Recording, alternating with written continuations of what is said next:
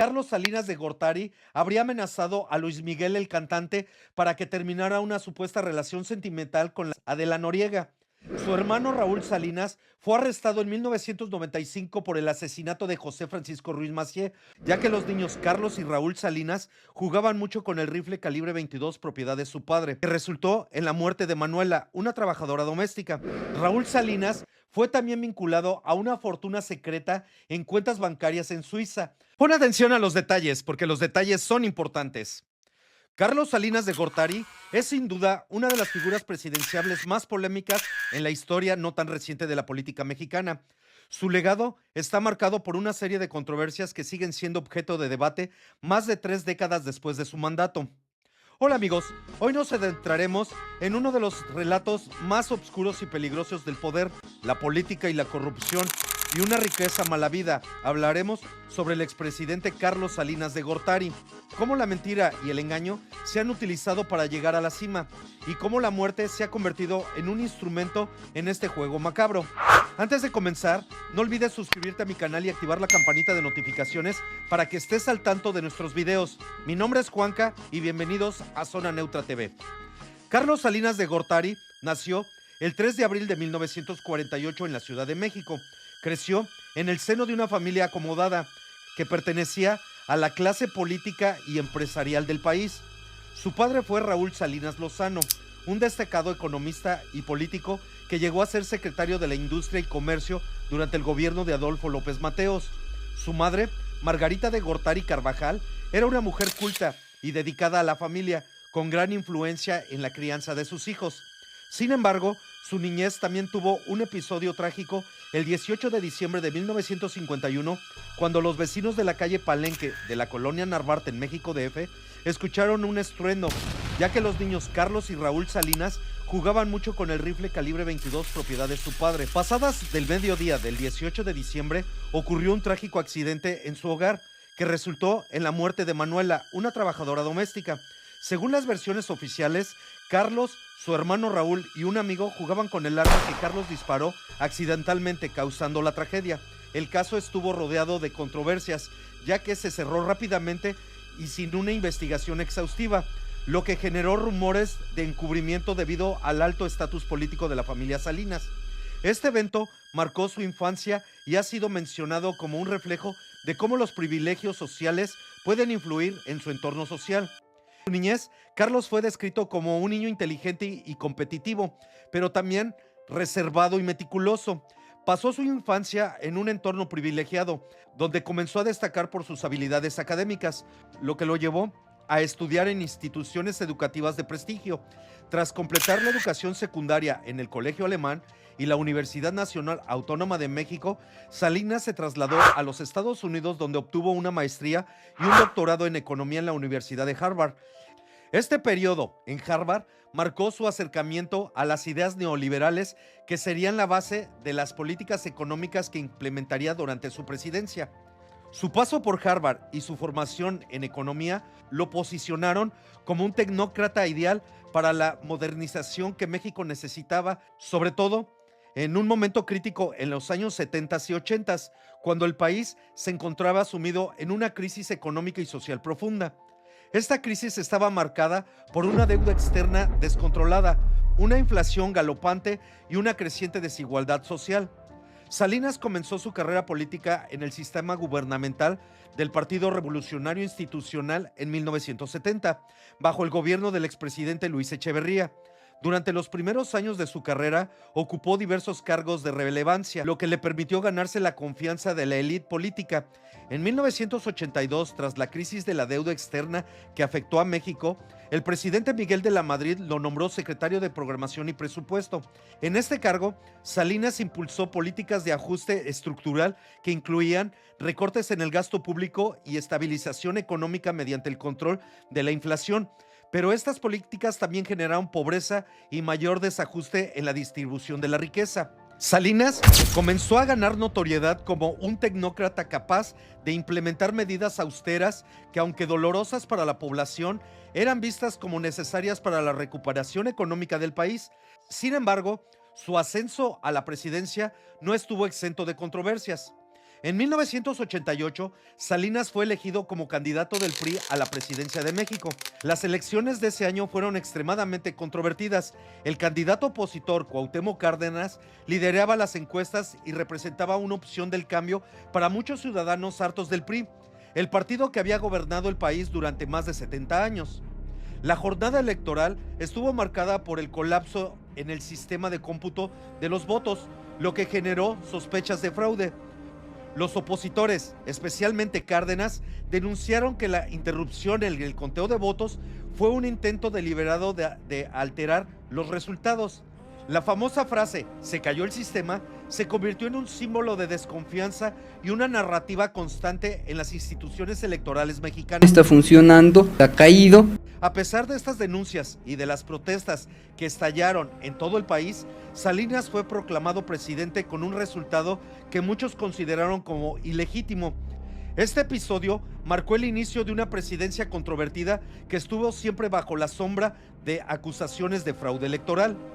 Durante el gobierno de Carlos Salinas de Gortari, ya siendo presidente de 1988 a 1994, se llevó a cabo un agresivo programa de privatización de empresas estatales como parte de una política neoliberal orientada a reducir la participación del Estado en la economía. Estas son las principales empresas y sectores privatizados, o mejor dicho, cuando regaló los bienes de la nación. En 1991 y 92, Salinas vendió 18 bancos nacionales que habían sido estatizados por el presidente José López Portillo en 1982. Entre los principales estaban Banamex, Bancomer, Serfín, Banorte y Banco del Atlántico. Uno de los casos más emblemáticos de las privatizaciones fue la venta de Telmex a un consorcio encabezado por el empresario Carlos Slim, quien se convertiría en uno de los hombres más ricos del mundo. La privatización incluyó una concesión del monopolio temporal en la telefonía fija. Se privatizó Aeroméxico y Mexicana de Aviación, Ferrocarriles Nacionales de México. Aunque la privatización de los ferrocarriles ocurrió principalmente en el gobierno de Ernesto Zedillo, Salinas inició los procesos de reestructuración y venta. Altos Hornos de México, AMSA, una de las mayores siderúrgicas nacionales, Sicarsa, empresa de acero, la Conasupo, se desmanteló, y las filiales relacionadas con los alimentos como Liconza y Diconsa, que finalmente desaparecieron. La Comisión Nacional de Electricidad.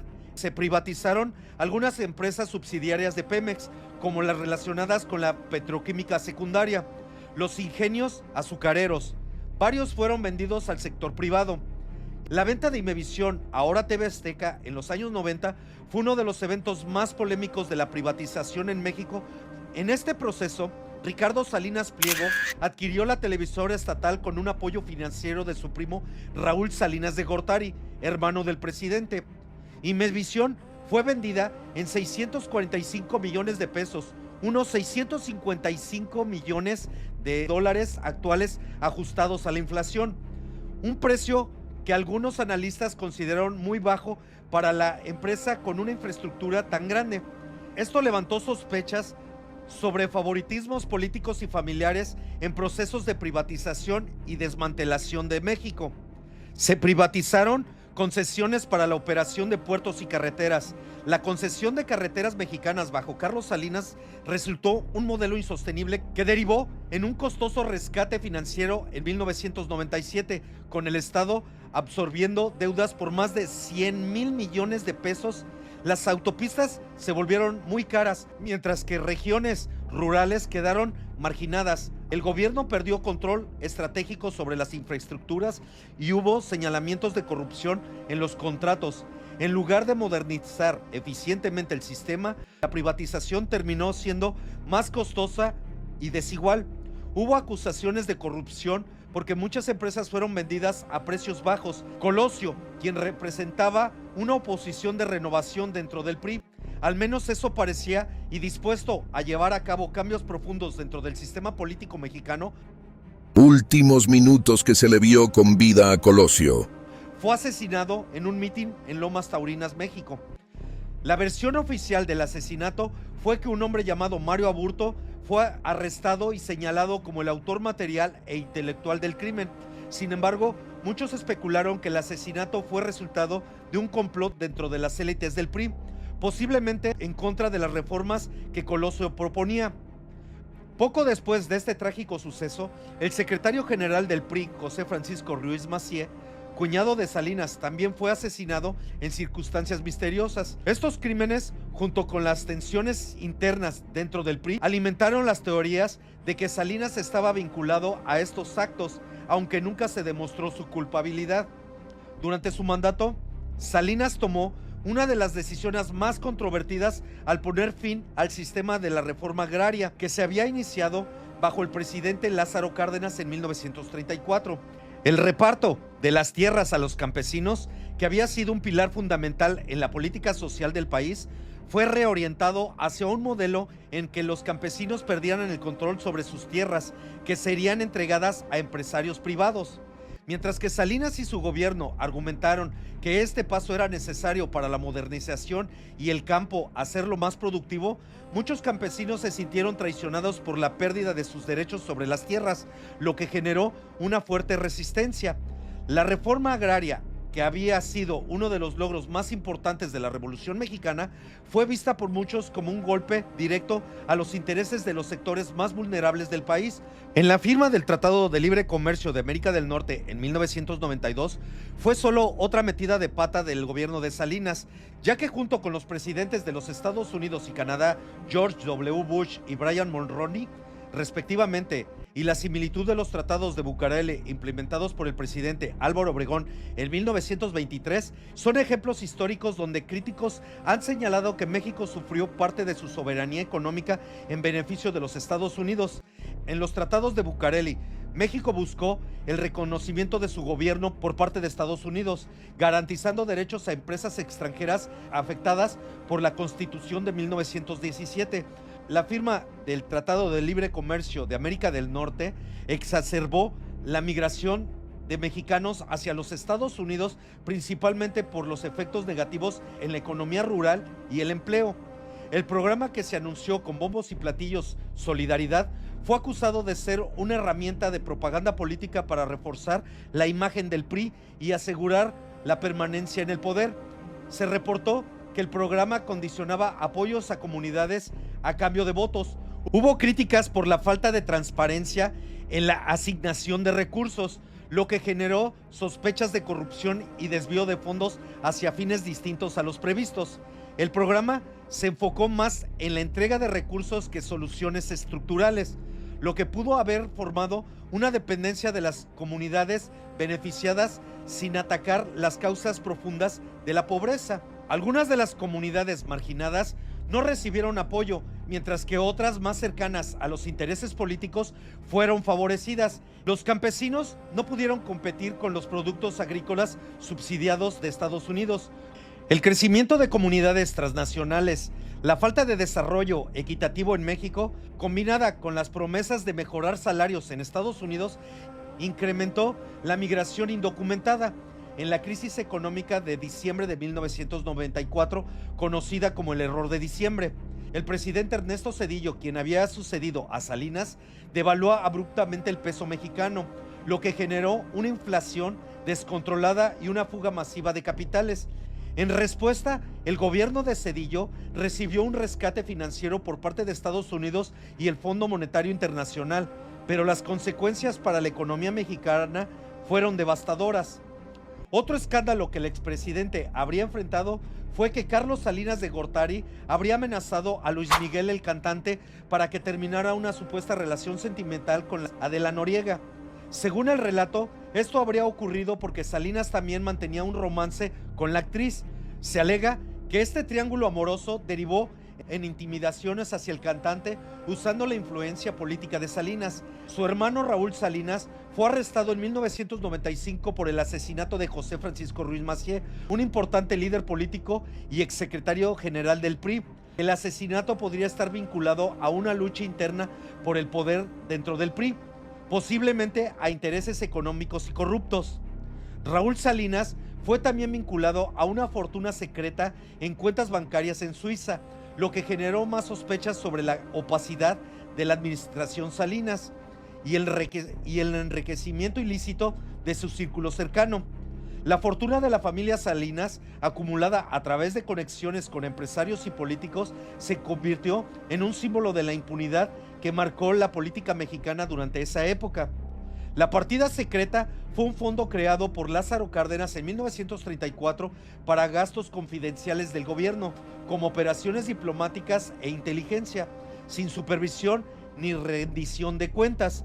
En 1990, un informe de la Secretaría de Hacienda reveló que bajo la presidencia de Carlos Salinas de Gortari, la partida secreta sumaba aproximadamente 50,000 millones de pesos, alrededor de 2,500 millones de dólares.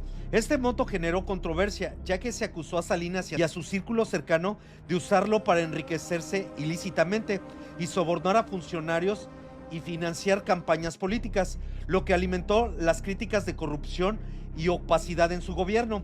Aunque el fondo desapareció en su totalidad al final de su mandato, las acusaciones de malos manejos de recursos continuaron afectando su imagen. Tanto la corrupción, el nepotismo, los homicidios sin resolver y la venta masiva de empresas públicas dejaron una huella imborrable en la historia de México, ya que se intentó justificar todo como parte de una modernización del país. Las preguntas persisten. ¿Realmente fue un avance o simplemente entregamos nuestro futuro a intereses extranjeros? La influencia estadounidense, como lo vimos desde los tratados de Bucareli hasta el Tratado de Libre Comercio de América del Norte, es una constante que pone en dudas si nuestras decisiones soberanas han sido a cambio de un precio demasiado alto. Y bien, amigos, no olviden que quien no conoce su historia está condenado a repetirla. ¿Cuál de estos episodios de la corrupción, fraude, nepotismo, impunidad y abuso de poder te pareció más impactante? Espero este video te haya sido útil. Si tienes algo que agregar, por favor compártelo conmigo en la sección de comentarios. Dale me gusta y si eres nuevo en mi canal, no olvides suscribirte. Tampoco se te olvide seguirme en todas mis redes sociales que van a estar aquí abajo en la descripción. Gracias por tu apoyo y nos vemos en el próximo video en Zona Neutra TV.